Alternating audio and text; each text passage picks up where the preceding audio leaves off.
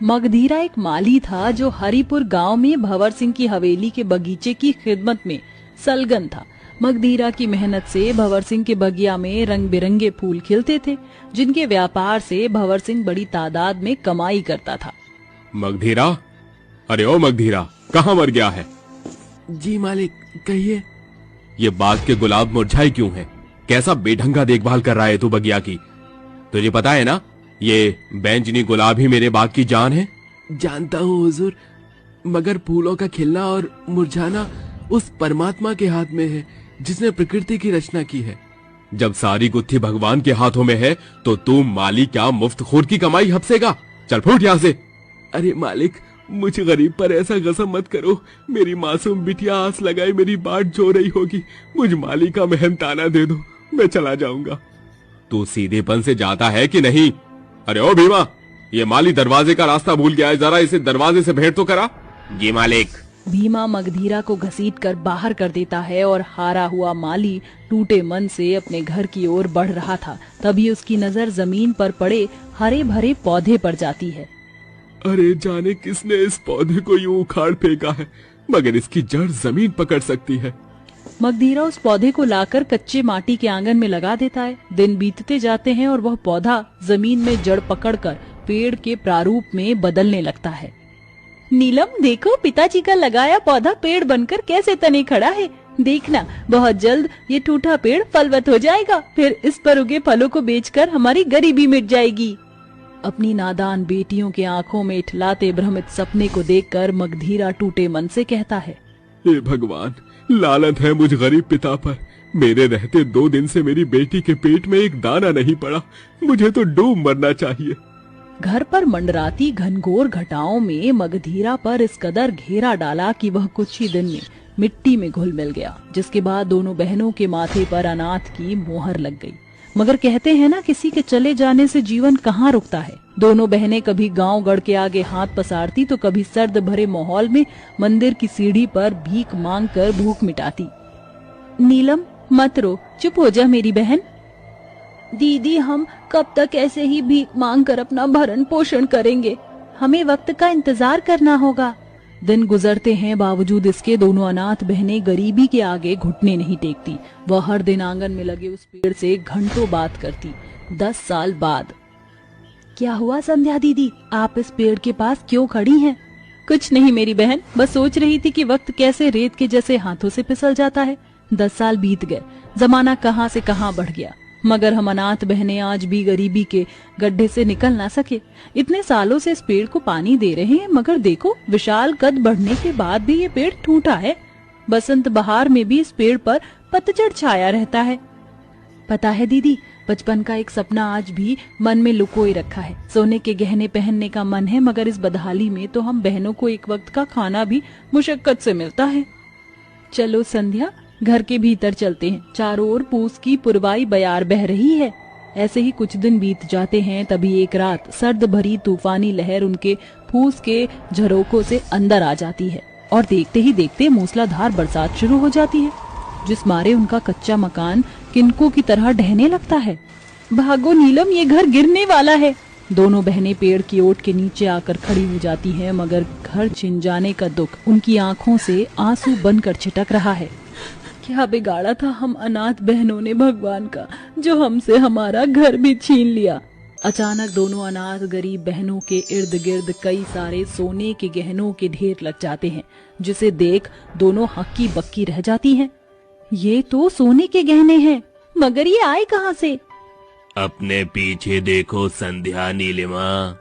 आवाज भापकर जैसे ही दोनों अनाथ बहनें पीछे की ओर ताकती हैं, तो वह आवाज जादुई पेड़ की होती है, जिसकी प्रत्येक डाली पर कई सारे सुंदर सुंदर सोने चांदी के चमकदार गहने लदे होते हैं, जैसे कंगन, हार, झुमके, मांग टीका, पायल और भी बहुत कुछ, जिनकी खरी चमक जुगनू के जैसे रात का अंधियारा काट रही थी। ये इस पेड़ की कैसी जादूगरी है जो इसकी हर एक डाली शाखाओं पर सोने के गड़े गहने उगते हैं?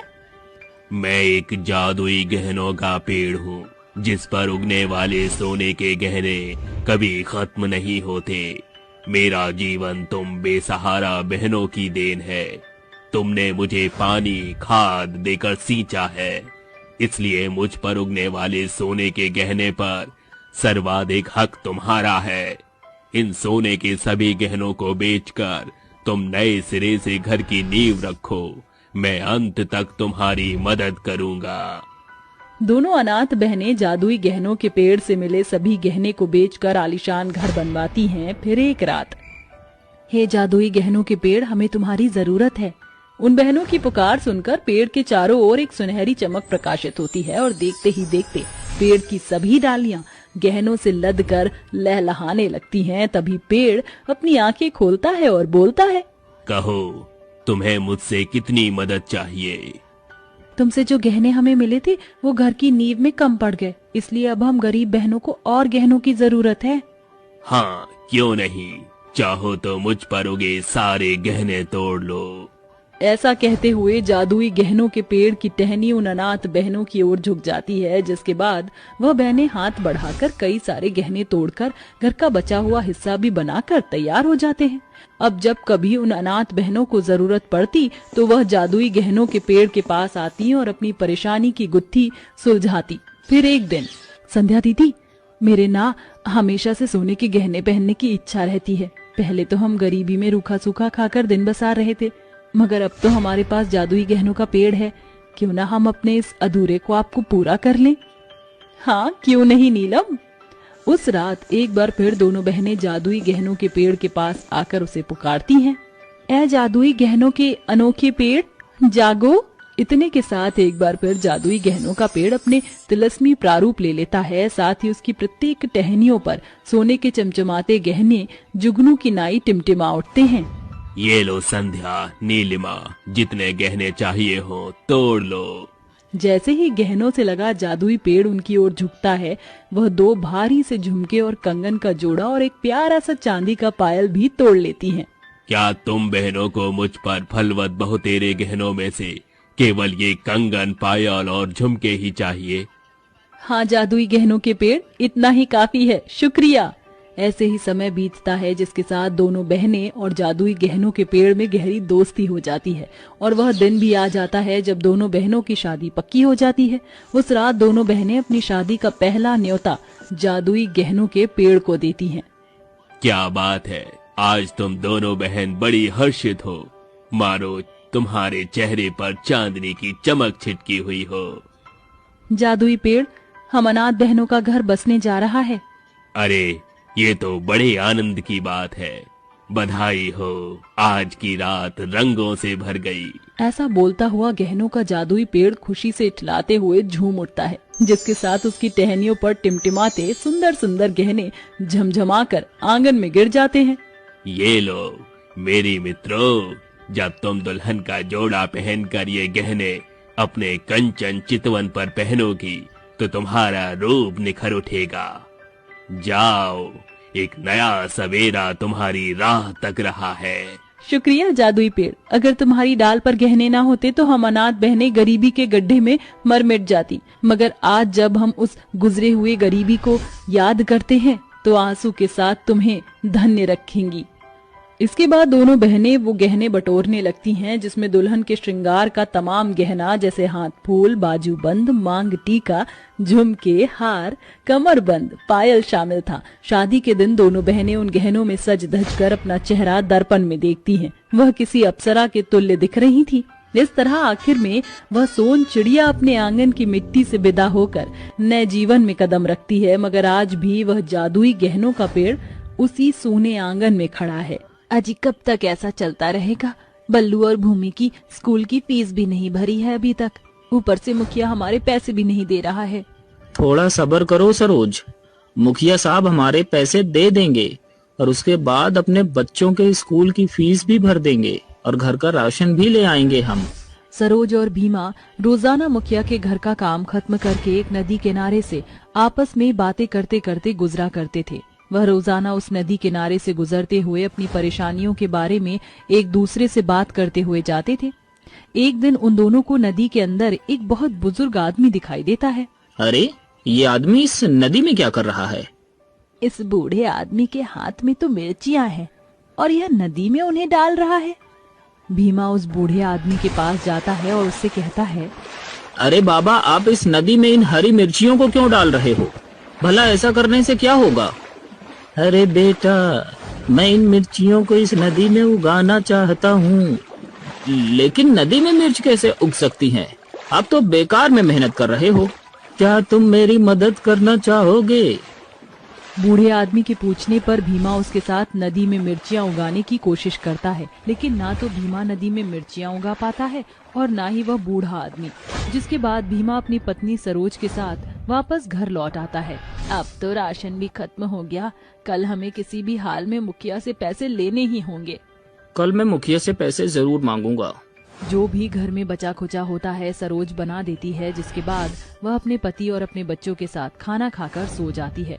अगले दिन जैसे ही सवेरा होता है, सरोज भीमा के साथ मुखिया के घर काम करने जाती है, लेकिन उस दिन मुखिया घर पर होता ही नहीं। जिसके बाद वह दोनों शाम को काम करके वापस अपने घर की तरफ लौटने लगते हैं। आज भी हमें पैसे नहीं मिले, अब हम क्या करेंगे? जैसे ही वह नदी आती है, वह बूढ़ा आदमी हर रोज की तरह फिर से नदी के अंदर हरी मिर्च उगाने की कोशिश करता है। अरे बाबा, क्यों आप परेशान हो रहे हो? भला नदी में मिर्च उगती है क्या? आप अपने दिमाग से ये भ्रम निकाल क्यों नहीं देते? तभी सरोज कुछ हरी मिर्ची उठाती है और नदी में उगाने की कोशिश करती है। जैसे ही वह नदी में मिर्च उगाती है, उसके ऐसा करते ही पूरी नदी मिर्च के खेत से भर जाती है और वह मिर्च कोई मामूली मिर्च नहीं बल्कि सोने की मिर्च होती है और वह बूढ़ा आदमी अचानक से एक देवता के रूप में बदल जाता है। आखिरकार तुमने ये कर ही दिखाया। भीमा ने कई बार मिर्च उगाने की कोशिश की, लेकिन मिर्च नहीं उगी। लेकिन वही सरोज ने अपने सच्चे मन से मिर्च उगाने की कोशिश की तो इस जादुई नदी ने अपना कमाल दिखा दिया। ये कोई मामूली मिर्च नहीं है, ये सोने की मिर्च है और मैं इस नदी का देवता हूँ। मैं रोज तुम्हें घर की परेशानियों के बारे में बात करते हुए सुनता हूँ। तुम दोनों भले लोग लगते हो, इसलिए मैं तुम्हारी मदद करना चाहता हूँ। आज से ये जादुई नदी की जादुई सोने की मिर्चियों का खेत तुम्हारा हुआ। लेकिन याद रखना, कभी भी इसके बारे में किसी को मत बताना। इतना कहकर देवता वहाँ से गायब हो जाते हैं। अजी जरा देखिए तो सही, ये तो सच में सोने की जादुई मिर्च है। तुमने बिल्कुल सही कहा, ये तो सोने की जादुई मूर्तियाँ हैं। चलो इन्हें तोड़ लेते हैं। सरोज और भीमा उन जादुई सोने की मिर्चियों को तोड़ लेते हैं, जिसके बाद वहाँ दोबारा से नई मिर्च उग जाती है। अरे ये तो सच में सोने की जादुई मिर्ची है। अब हम यहाँ से जितनी चाहे सोने की मिर्च ले जा सकते हैं। उस दिन के बाद से सरोज और भीमा दोनों ही नदी से सोने की मिर्च निकाल करके ले जाते हैं, जिसके चलते उनकी सभी परेशानियां धीरे धीरे खत्म होने लगती हैं और अब भीमा और सरोज अपने दोनों बच्चों को एक बड़े स्कूल में डाल देते हैं। सरोज, मैं सोच रहा था कि हमारे जितने और पता नहीं कितने गरीब और बेसहारा लोग इस दुनिया में हैं। क्यों ना हम उन जादुई सोने की मिर्च की मदद से गांव के कुछ गरीब बेसहारा लोगों की मदद करें। अजी आपने तो मेरे मुंह की ही बात छीन ली, मैं भी बिल्कुल ऐसा ही सोच रही थी। अगले दिन भीमा और सरोज दोनों नदी से सोने की जादुई मिर्चियां तोड़ने जाते हैं। वह दोनों कई सारी सोने की मिर्चियों को तोड़कर ले जाते हैं, जिसके बाद वहां दोबारा से नई मिर्चियां उग आती हैं। भीमा और सरोज दोनों उन सोने की मिर्चियों को सुनार की दुकान पर बेचकर उससे पैसा ले लेते हैं, जिसके बाद वह गरीब और बेसहारा गरीब लोगों के घरों में राशन और जरूरत का सामान देते हैं। अब भीमा और सरोज दोनों मुखिया के घर का काम करना भी छोड़ देते हैं। एक दिन मुखिया का चमचा कालू उनसे कहता है, अरे मालिक, ऐसा कौन सा खजाना मिल गया इन नौकरों को जो ये आपसे भी ऊपर हो गए? अरे ये गरीब तो लोगों में राशन और उनके जरूरत का सामान भी बांट रहे हैं। ये तो मैंने सोचा ही नहीं। एक काम करो, तुम दोनों के ऊपर नजर रखो, मैं भी तो देखूं कि आखिर इनके पास इतना पैसा आ कहां से रहा है। उस दिन के बाद से कालू सरोज और भीमा के ऊपर नजर रखना शुरू कर देता है, जिसके चलते एक दिन भीमा और सरोज फिर से नदी से जादुई सोने की मिर्चियों को तोड़ने के लिए जाते हैं। अरे दादा, ये सब मैं क्या देख रहा हूँ? एक नदी के अंदर से मिर्चियों की खेती, और वो भी कोई मामूली मिर्च नहीं, सोने की जादुई मिर्चियाँ। अरे ये खबर तो मुझे तुरंत मुखिया तक पहुँचानी चाहिए। इसके चलते मुझे भी थोड़ा बहुत मुनाफा हो जाएगा। कालू नदी के अंदर से जादुई मिर्चियों की खेती के बारे में मुखिया को सब बता देता है। अच्छा, तो इस नदी में सोने की जादुई मिर्चियां उगती है। अरे मैं इस गांव का मुखिया हूँ और उस नदी के ऊपर सिर्फ और सिर्फ मेरा हक है। आज रात के समय हम उस नदी किनारे जाएंगे और सारी सोने की मिर्चियां तोड़ लेंगे। मुखिया रात के समय कालू के साथ में कई सारे अपने गुंडों को नदी किनारे ले जाता है, जिसके बाद वह अपने सभी गुंडों से कहता है, इस खेत की एक भी मिर्च छूटनी नहीं चाहिए। मुझे सब के सब चाहिए, इसलिए ध्यान से सारी मिर्चियां इन सभी टोकरियों में भर लो। मुखिया की बात मानकर सभी गुंडे और मुखिया भी सोने की मिर्ची तोड़ने के लिए नदी में उतर जाते हैं। जैसे ही वह सोने की जादुई मिर्चियों को तोड़ते हैं, उनके अचानक से हाथ जलने लगते हैं। अरे दादा, ये सब क्या है? मेरे हाथ क्यों जल रहे हैं? अरे कालू के बच्चे, तेरे साथ साथ मेरे भी हाथ जल रहे हैं। तूने ये कहाँ फंसा दिया? देखते ही देखते मुखिया के सभी गुंडों के हाथ जलने लगते हैं। तभी नदी के अंदर से देवता प्रकट होते हैं और उन सभी से कहते हैं, ये कोई मामूली मिर्चियों का खेत नहीं है। अगर कोई गंदी नियत से इन सोने की जादुई मिर्चियों को तोड़ने की कोशिश करेगा या लालच में आकर इन्हें तोड़ेगा, तो उसके हाथ इसी प्रकार जलकर राख हो जाएंगे। ये इस नदी का श्राप है। एक नदी के अंदर जादू और श्राप दोनों कैसे हो सकता है? यही तो इस नदी की खासियत है। देवता जी, मुझे माफ कर दीजिए। आज के बाद मैं लालच में कभी कुछ नहीं करूंगा। मेरे हाथ बहुत बुरी तरीके से जल गए हैं, इन्हें ठीक कर दीजिए। तभी वहाँ सरोज और भीमा भी पहुँच जाते हैं, जिसके बाद वे उन सब की हालत देखकर देवता से कहते हैं, देवता जी, इन्हें माफ कर दीजिए। इनसे भूल हो गई। आइंदा ये लोग ऐसा कभी नहीं करेंगे। भीमा के कहने पर देवता उनके हाथों की जलन को दूर कर देता है, जिसके बाद वह सभी वहां से भाग जाते हैं। और हर बार की तरह सरोज और भीमा इस बार भी नदी से जादुई सोने की मिर्चियों को तोड़कर ले जाते हैं।